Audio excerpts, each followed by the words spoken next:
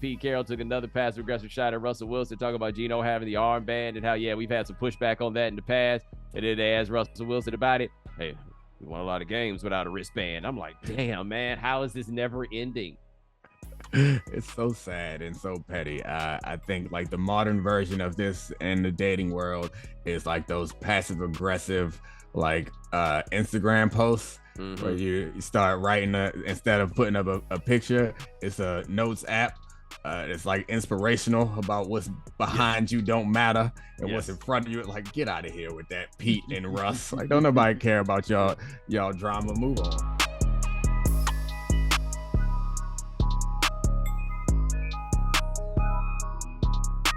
Ladies and gentlemen, welcome to The Right Time.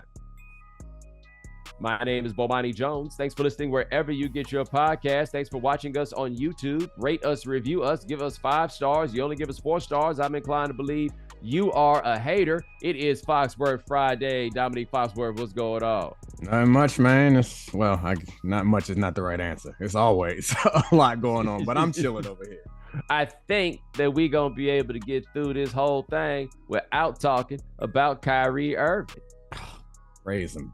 Yes, we want to do that. All right. We got some NFL to talk about, though. Go talk a little bit about some stuff with Tom Brady, see where it goes from there. But first, this is an interesting thing that happens periodically when you're at ESPN, which is the overlap between the employees and the people that we cover, right?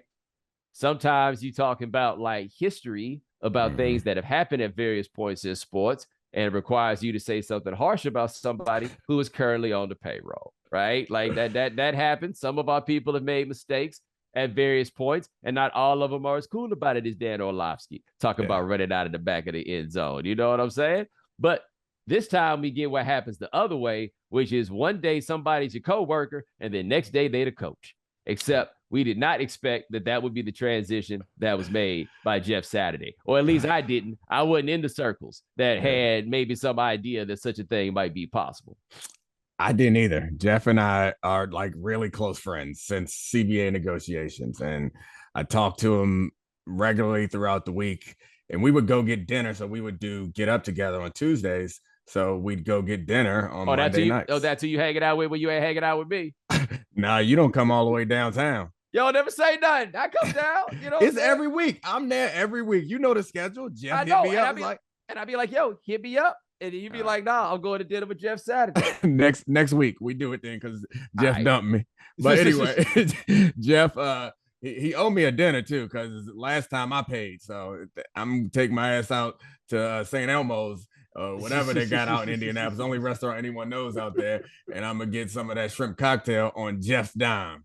But yeah, I've talked to him a bunch since he got the job, and it's interesting. I heard your podcast, and everyone else has talked about all the other like big picture issues as it applies to this, but Jim Irsay doesn't have the credibility or the reputation, I guess, that would suggest that he's like some forward thinker and this is a masterful stroke of finding this guy. Like Steve Kerr is the example that comes up, that you grab a guy out of the booth and put him in to your system and all of a sudden they're the best team in basketball.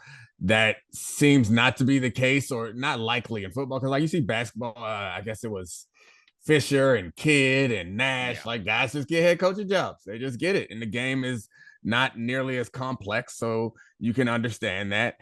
And it doesn't happen in football because football is like head coach is like a real management position. And part of that makes me feel like Jeff like has a chance to be good at this, because the hard things about football, Jeff has those down, like the interpersonal stuff and the buy-in and the relationships and the trust. And all that stuff, Jeff is a natural at that. You know, anyone who's ever met Jeff Saturday, they feel like he's their best friend right off the bat. And he understands that stuff, accountability. He has a credibility as a player. But I think what the toughest thing for him to do is going to be to create the buy-in around the coaches, because their job is not going to change. And so if Jim Irsay's not making this decision, if somebody whom we like really respect their like decision making is making this decision, the argument for it is bringing somebody from the outside in doesn't disrupt the like chain of command nearly as much. So the head coach, you can do that job a bunch of different ways. And one way is for sure the CEO overseeing everything, not making a ton of decisions. If you promote the offensive coordinator, defensive coordinator, that sort of stuff, then you have to change a bunch of stuff.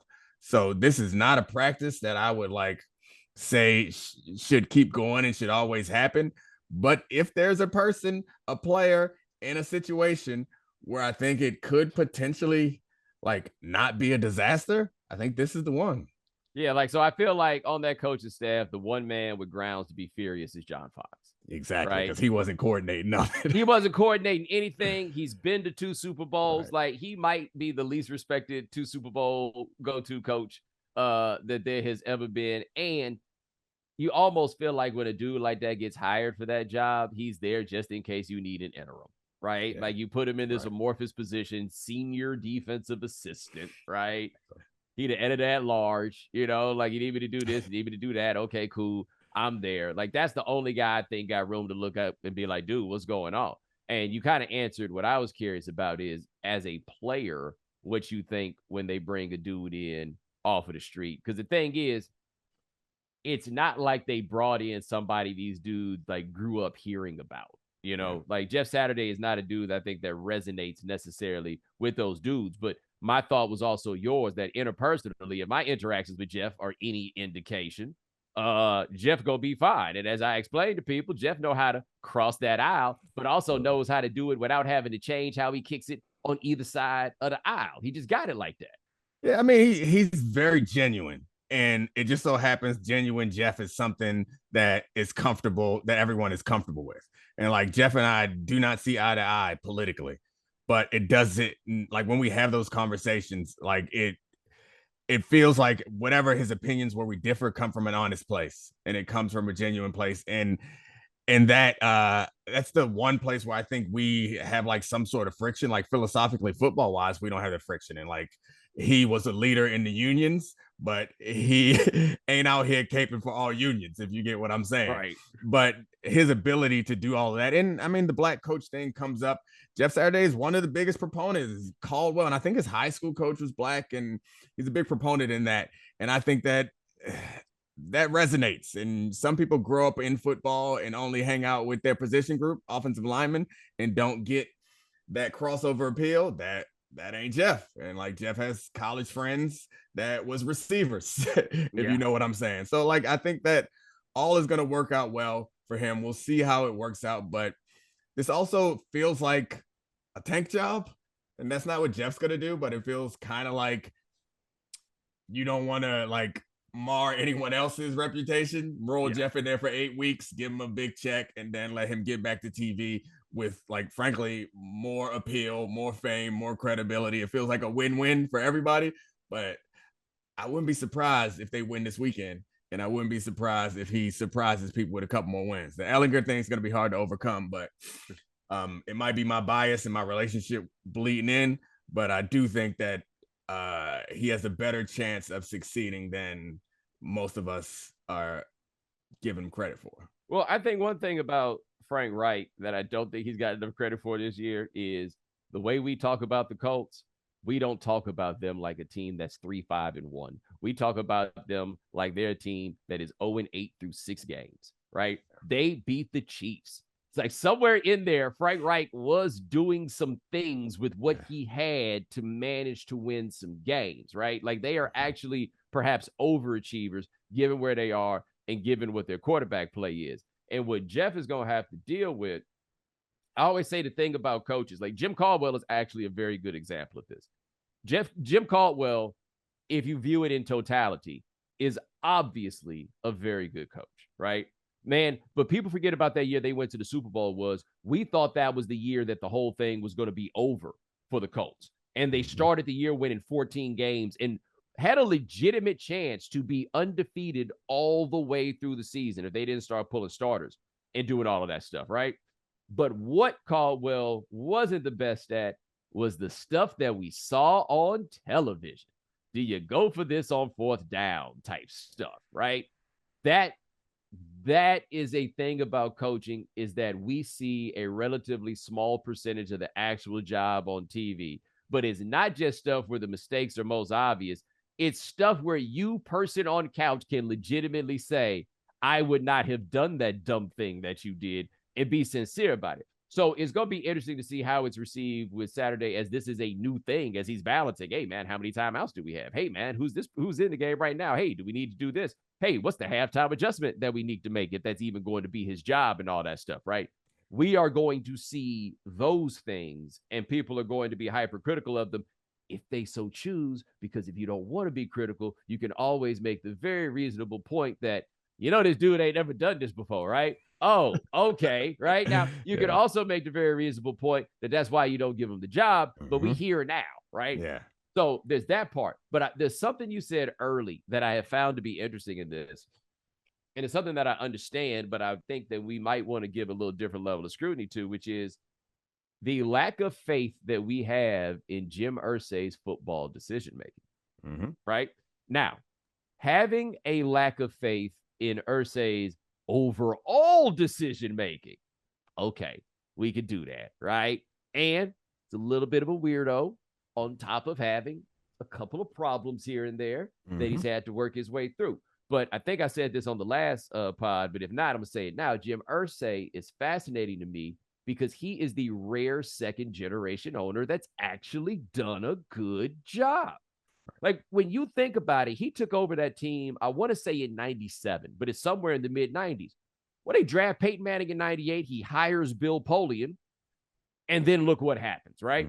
And then after the Manning thing fell apart and they had that one awful year, they were right back, right? Now, he's made some shaky GM hires like Ryan Grigson. Not great. However, they did resuscitate that thing immediately with Ryan Grigson. The jury's out now on Chris Ballard on just how good he is, but there have been points where we have felt very good about the roster and the team that was here. Irsay was a dude who was a football man of sorts, right? Like, he ran the operation when his dad was still alive. Now, of course, then they were not great. However, they had a really bad owner when Jim Irsay was running football. His pops, whoo, boy, piece of work. But in the end, I do feel like the dude has done a fairly decent job as someone who owns a franchise that's got a decent reputation. There are actually Colts fans now who don't live in Indianapolis. That's a crazy thought, but it's because of the sum total of what's been done. The counterpoint, obviously, is this, that he's Jim Irsay. And this seems like, wow, this is something that Jim Irsay seems like he would do. What a kooky move here. And it is kooky. But in that press conference, while he said all kinds of wild stuff, it also sounded like there was something about him as a football man that was offended by the modern day game. Where he's just like, these guys, all these coaches are governed by fear and all this stuff with analytics. Like, this is almost like when Don Nelson got the general manager job with the Mavericks after the black dudes ran him off in New York, the big black dudes in particular. And Don Nelson was like, never again. Yeah. Never again. Right? That's old school. There's old school, and the number of Don Nelson players who were taller than Don Nelson, there really weren't that many of them. He said, never again. But Irsay, I don't know what Frank Reich was telling him. But Irsay, like, yo, we ain't going to be no punks out here. We about to go hard. Yeah, I think so. If I said that there was a history of issue with his football decision-making, that's not what I believe at all. Yeah, I just wanted to be clear. Yeah. I think that Jim Irsay as a character is someone who, like, this fits with that more than it fits with like sharp football mind. This fits with Jim Irsay, erratic decision maker, even when you hear the story of it. And so there's one thing that I think we always do is, like, we want to hear, especially us like media types and like not just media types, just general people who consider themselves intelligent and gone to college and done whatever. Like, you want to hear a process. You don't want to hear somebody say, I got a feeling. However, Jim Irsay, and according to the things that Jeff told me and the things that Jeff told the media, is Jim Irsay had a feeling. If he had a plan, he ain't tell Jeff about it until the morning before. So like that, it's hard to be like, it's really easy. And to be fair, like, I know how funny it is, and I know it seems like I'm being judgmental of the decision process. I have relationships with people who like run major companies. And one of the big companies, a retired CEO told me one of the things that he regrets is he wishes that he learned to trust his gut sooner. And I was floored. I was shocked because there's nothing more that, like, he said early in his career, he followed like what the numbers told him. He followed what his analysis and advisors told him. And he said the more he got away from that and started to trust his gut, the better his decisions were. And I was like, that sounds ridiculous and absurd because that is also the foundation for all really terrible decisions. But it also, like, the innovative, really smart decisions that like are really change the world products and change the world decisions, those things are never obvious. And those things are never things that you'll find based on following where the data suggests. The data is always going to push you to continue along the status quo. So I'm not saying this as an advocate for following your gut, but I'm saying that sometimes the gut got the right answer. And it's maybe just my personal hope that Jim Irsay's gut is right this time because I love Jeff, but it's possible. And when you hear him do the press conference, not even the press conference as much as it was the day after the media availability, he got that stuff down, man. He got how to talk to people down. I can guarantee you that those players felt good after he left the meeting room. I can guarantee you that the coaches felt empowered after he met with all of them.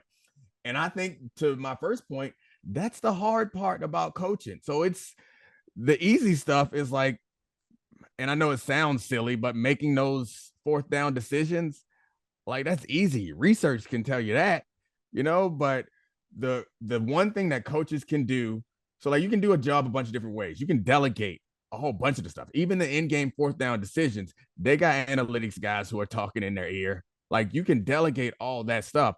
The one thing you can't delegate is face of the organization, culture, development type of stuff. Only the head coach, or the head coach, has a disproportionate amount of influence on that.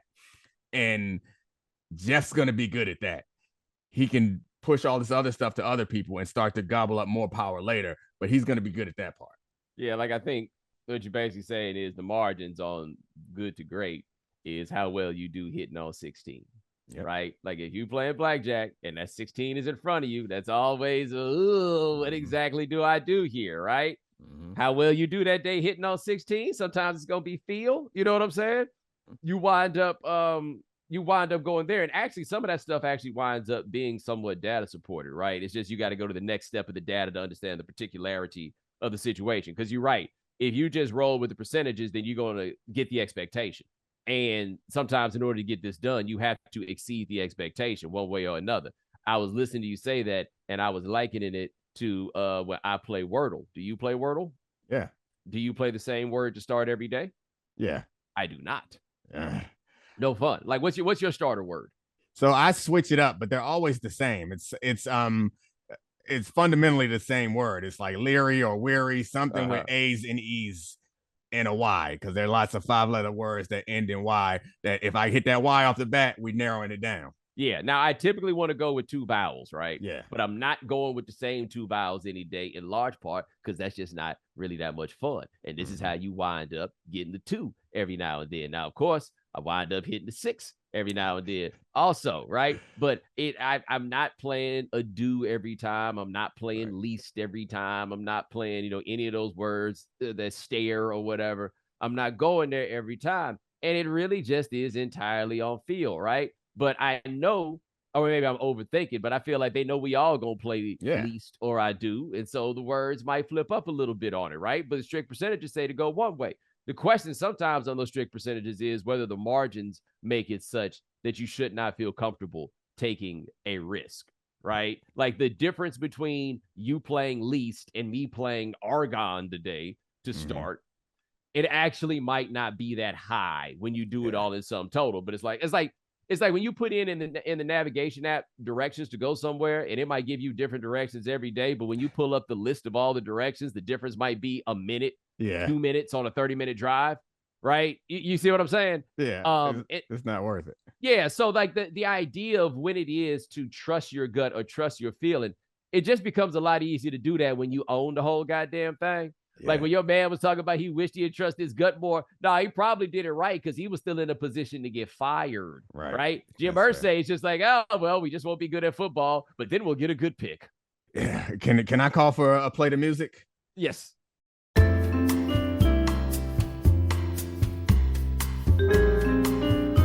Thank you for your patience. A representative from the right time will be with you shortly. Your current hold time is 15 seconds.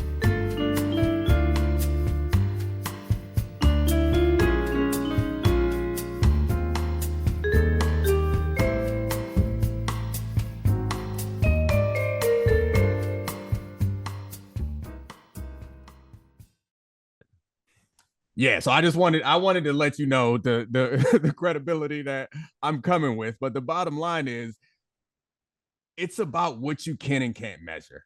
And some people like to believe that they can measure everything. And I think instinctively, I'm one of those people that wants to be able to measure things and have a decision based on the data. But what you have to understand is just because you can't measure it doesn't mean it doesn't exist and doesn't mean it doesn't have an impact or a larger impact on the things that you can measure. And what I'm talking about is like the social impact and like emotional value and like goodwill. That stuff, you can't measure how important that is, but it's sometimes more important than whatever metrics that you are drawing on. I remember when I think it was Brandon Staley was all those fourth downs in his first year, and everybody's like, this is crazy. And he was like, I'm trying to create a mentality. And like, maybe he's right, maybe he's wrong, but I understand that. Like, that is real. Creating a mentality around your organization is something real, and it's something that is much more valuable than a win probability point earned by a fourth down decision here or there. It's the fundamental thing the dorks don't understand about running the ball. Yep. Right? Like, you can give me every number in the world. I can just stop and imagine. So what's it like to be standing there and somebody just push you over and over, run through a face, like, hey, man, like this is what it is. I also just want to take a brief moment. I wish you guys recognize that while that music played, the greatest flex in the history of the right time took place. Like, I went to dinner last night with a very rich man. How rich was this man? This man lived in a building that got its own steakhouse in it. And I don't mean like, oh, here's the building and right next to it is the STK. No, I mean the building got its own steakhouse that only they can eat at. Okay? Only they, and the food was excellent. Full dessert menu, all that stuff, right?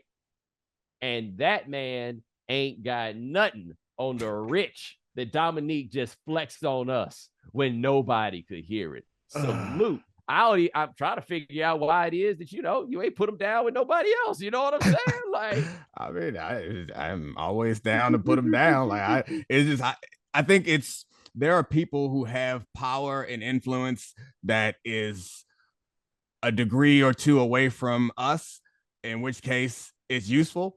And then there are people who have power and influence that are 12 degrees away from us. You can't do nothing with it. And I can't do nothing with that other than talk to him and get some advice every now and then. Like, don't get me wrong. Like, I've thought, like, man, he could help me there. But no, he actually can't. No, like, no.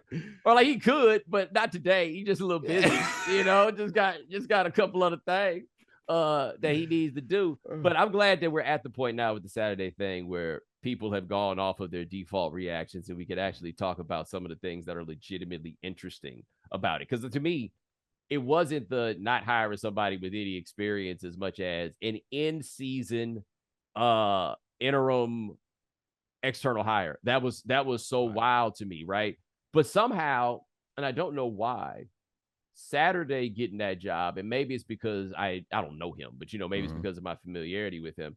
That didn't feel nearly as absurd as Josh McCown to the Texans, but I also think that didn't feel nearly as absurd because the Colts are nearly as absurd as the Texans on GP. Fair. And like, I think the most absurd thing that actually took place is the Cliff Kingsbury hire. Like Yes. that's the one. And maybe the extension is even more absurd. Like, so you want to, I, I'm not The as problem with Kingsbury was he had experience, and that made you think this was a bad idea. exactly. That's like even worse. I'm not as like, I recognize the racial component of this decision. It's I got a good laugh out of it because I was thinking, damn, John Fox for like a hot second felt what it felt like to be black for just a hot second, and that made me chuckle a little bit. But I also like, yeah, Jim Irsay's hired black coaches in the past, but this particular leap, and I know it's not a great job, and I know it could embarrass somebody's resume or whatever, but it's a huge leap that changes the way Jeff is perceived from this point going forward. And could that ever happen to a black person? No. Is it likely to happen to a white person? No, but it's much more likely to happen to a white person than as a black person. And I think it's worth acknowledging that. We don't got to bang our drum and act all wild, but it's worth acknowledging that. And I told it to Jeff, and he knew it. My first text to him, like, this is the most white privileged thing I ever seen in my life. Congratulations, my brother. You know what, though, is kind of funny about this? And I've rattled this in my brain, and I'm going to give you the order that I went in. There is a certain element of Irsay doing this that is a very black people move to make. And the reason why I say it's a very black people move to make is Irsay can't really do it like this because he's too familiar with the world we're in. But hey, man, we'll get anybody a job we think we could. Hey, man, if any white folks can do it, you can do it. Why don't you go ahead and get at a try? Because we got to get in where we fit in regardless.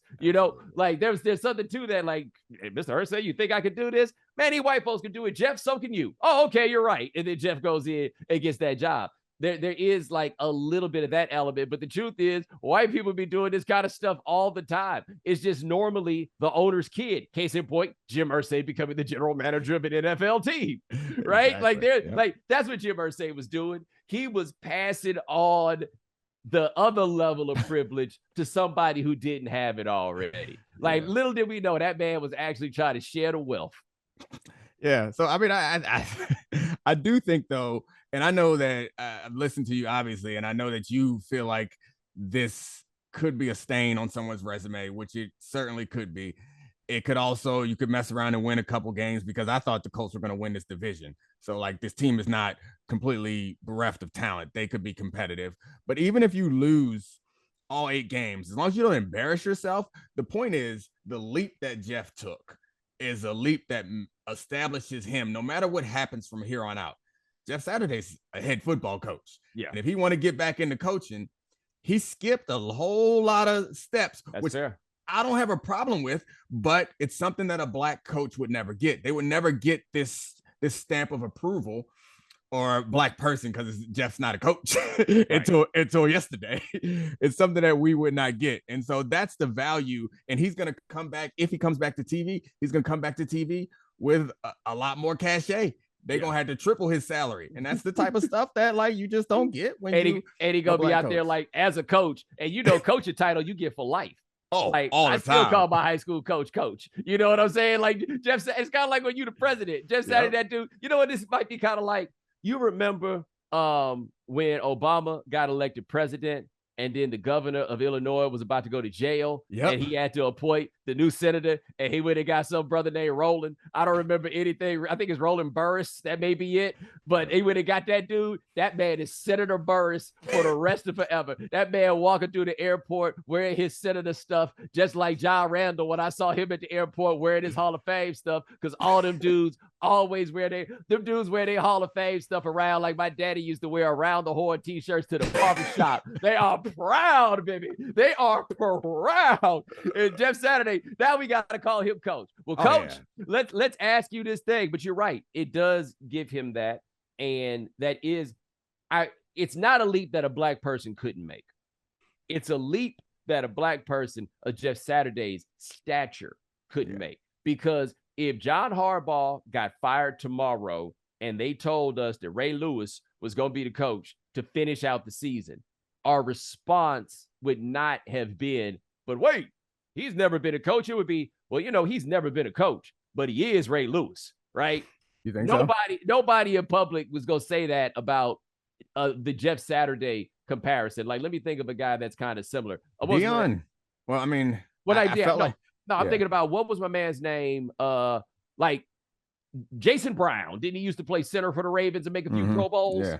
If they're like, yo, everybody loves Jason Brown, man. Like, no, this kind of makes sense. Nah. That's not going to happen with him. But like Ray Lewis or you say Ed Reed, if Ed Reed had no experience and they gave Ed Reed that job, we'd be like, hey, let's see how it goes. Yeah. I mean, and Ed has coaching experience. And so, I mean, maybe this opens the door. And to be completely clear, outside of like being a lawyer or a surgeon, like I personally believe that smart person who's willing to work hard can get good at something quick. The challenge for Jeff is he don't got quick. They ain't even give him quick. It's like, hey, tomorrow, show your ass up in here. Here's your key card.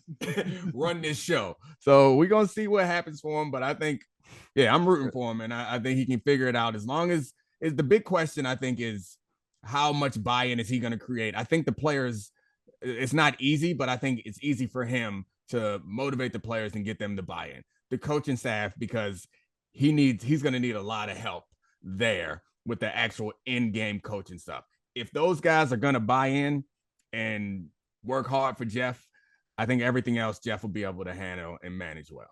Which coach go walk in there and be like, it's not what I wanted. I was passed over. Oh, man. I can handle things. Oh, God. I'm smart. Everybody acts like I'm smart. People treat me like I'm not, like I'm dumb. And I'm smart. And I want respect. Who's the guy walking into work saying that? It don't matter. They're going to put that man on a boat immediately. No, that's what it is. I can handle things. I'm smart. Not like everybody says, like dumb. I'm smart. And I want respect. He was hot, boy. That was outstanding. That was hot. That was well done. I didn't know you had that in you. That was well done. I broke that out on Dan a few years ago, and they used it as a sounder. That I don't have a lot of impressions in me, right? But that one right there, I have. Like there's somebody else. You're right. That's who he's gonna have to get on board. He got to come in there and be like, "Hey, man, he asked, and I said yes." You know what I'm saying? Yeah. Be a hater, not a congratulator. Yeah, you dig? Hey, Gus, you good, Gus? You straight? If you had less experience, Gus Bradley, great example. If you had less experience, you might have got this job. You wouldn't be scared. Yeah, right there. But unfortunately, Mr. Irsay done seen your movies, and he did not want to see a sequel. Jeff need to just come in and just fire somebody off top like they did Fredo. Just drive him out there, make an example. Bah. Oh, like Steve Wilkes did?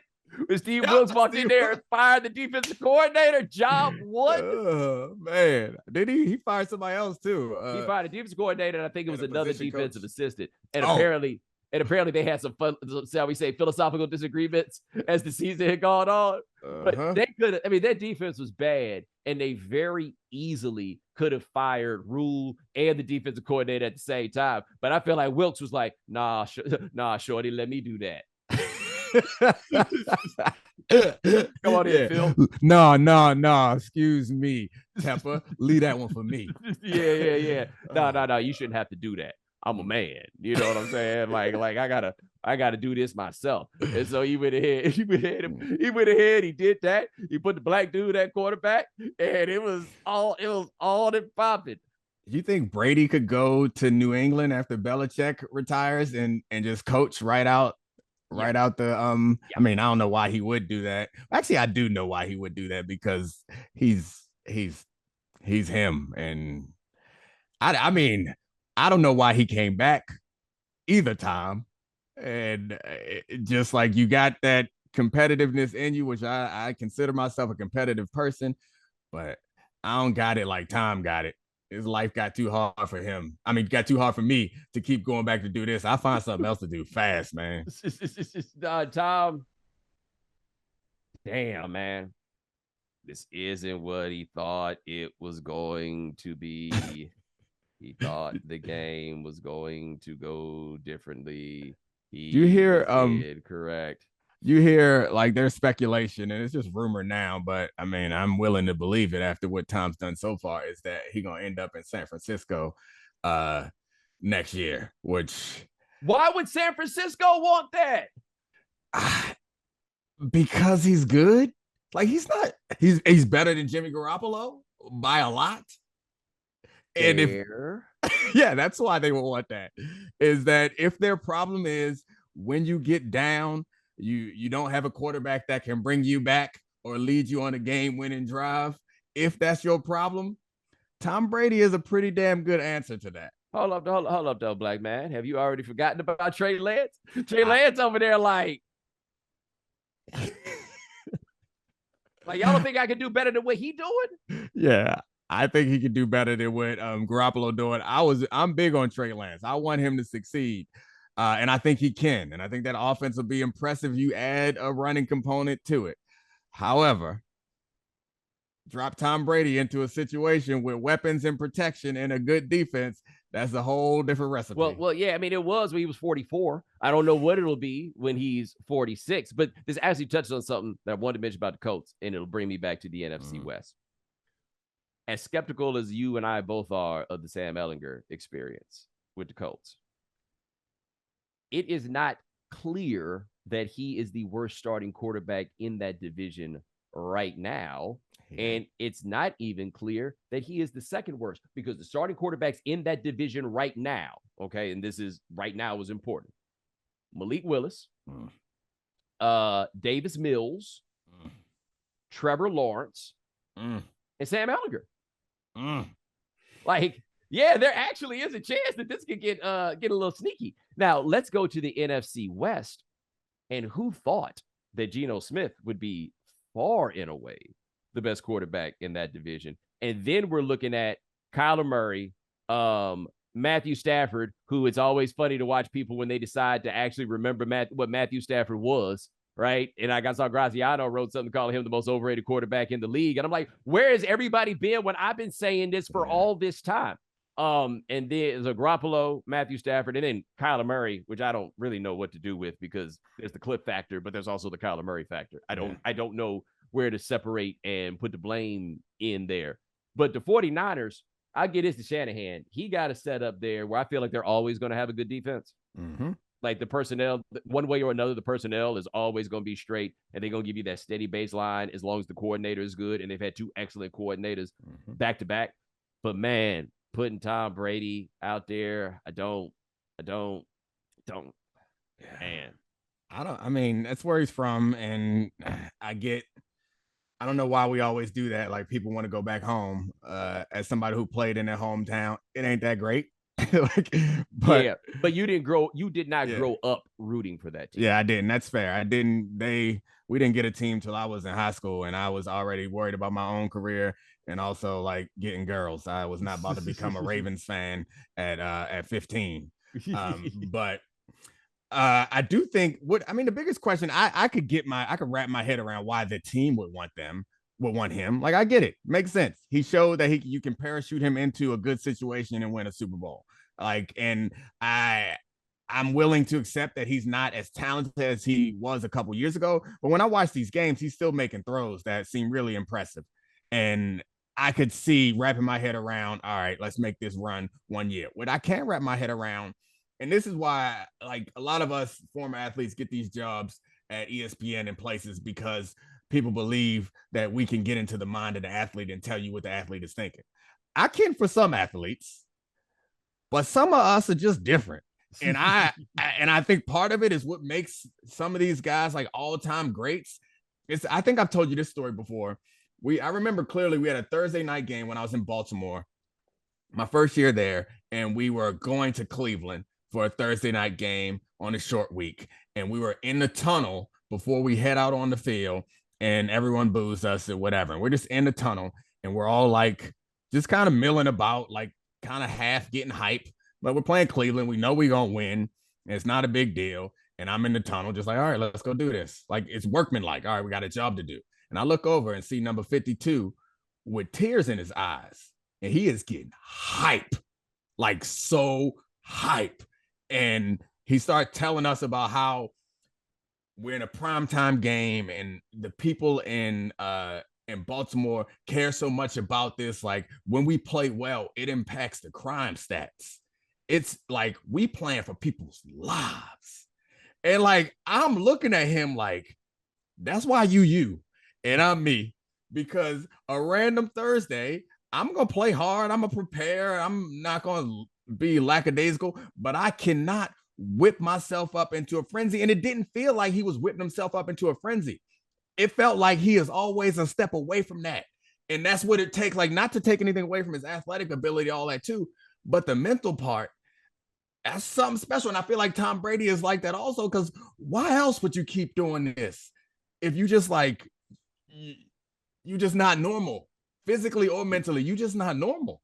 Dude, you just helped make sense of one of my favorite interviews of all time. During the lockout, Sal Paolantonio did an interview with Ray Lewis. And Ray Lewis was talking about the need to stop, to shut the lockout down. And he said to Sal, watch what happens if you take away their game. He's like, what's going to happen? Evil, what you call crime. And Sal said, why would there be crime? Because there's nothing else to do. Yeah. And he was so serious and he was so charged up.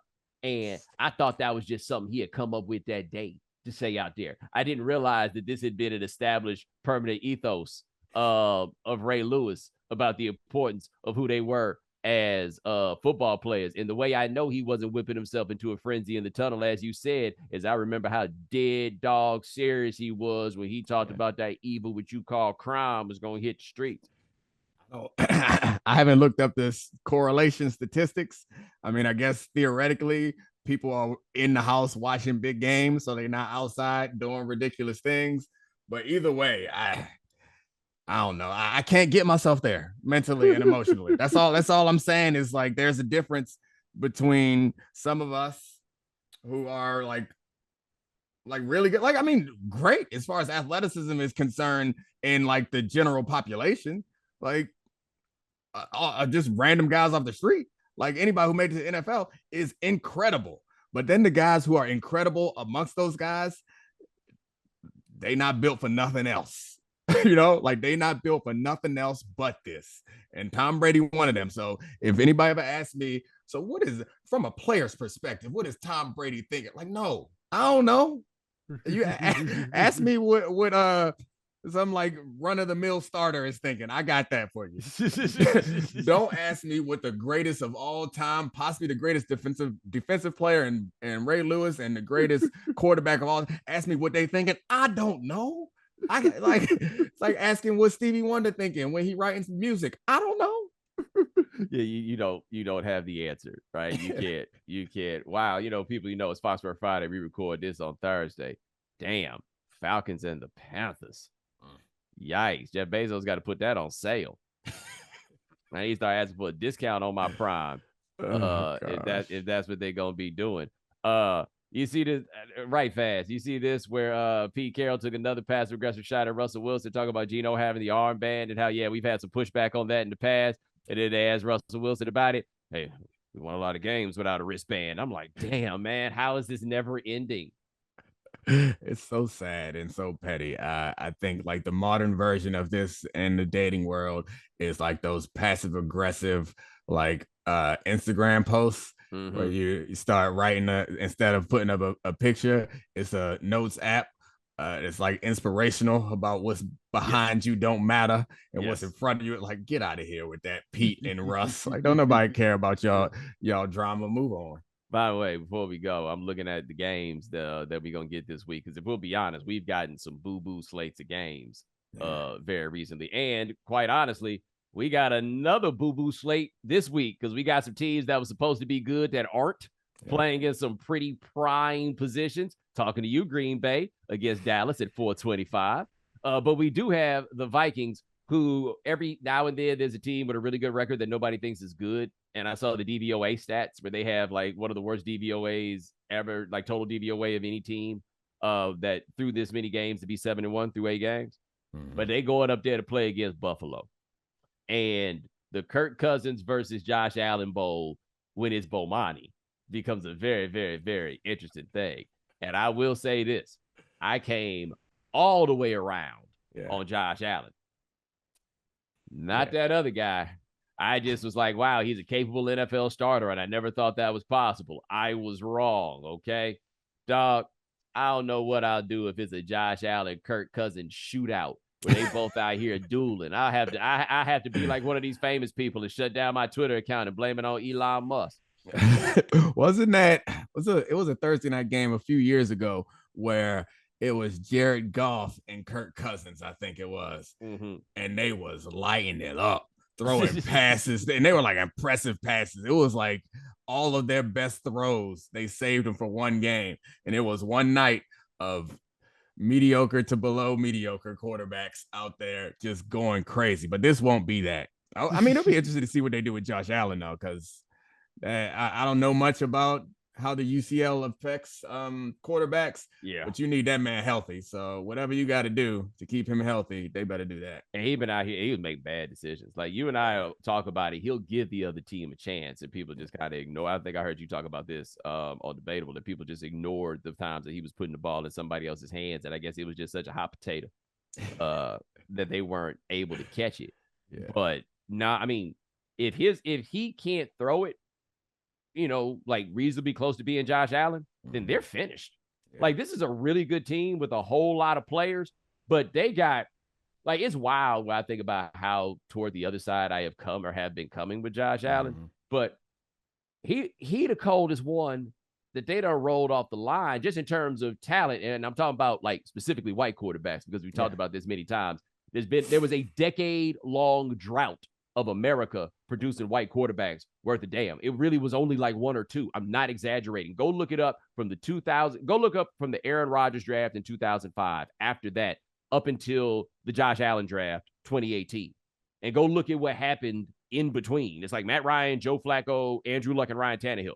Otherwise, you're just really getting a whole lot of boo-boo that has come through the league, right? Like this is what it is. Josh Allen, I get out there, and now that I really look, and now that he's got the confidence and all of that stuff, I'm like, bruh, how often have we seen something like this? And the answer is rarely. Yeah, they got a Cam Newton who is like better than Cam Newton at his best. Like that, they don't roll him off the line, as you mentioned, and they got him now. He's so good that he's become like indispensable for that team. The difference between him and Patrick Mahomes is the risky plays, whereas Patrick Mahomes is a bit more like Aaron Rodgers in that he can do crazy stuff routinely without turning the ball over. Josh Allen ain't that guy. He gonna turn it over, but he gonna make up for those turnovers and then some with incredible plays. But the problem is when you have a game where he gonna turn it over, but he don't have them same makeup plays in that game, they might lose. And I mean, this is the thing about Josh Allen, about every quarterback. Every quarterback has weaknesses. We can't pretend like they're all perfect. Josh Allen's weakness was his accuracy, and now it's kind of like occasional lapses in decision making. That one interception in the flat where he's rolling out and he just like, I don't even know if I want to call that decision making. It's like color blindness or something. He just threw it right to a guy. It's like weird. Hey man, I tell you this though. Shout out to Sauce. I think he the one that got that. I root. You know why I root for Sauce? Because I want that boy to get a second contract.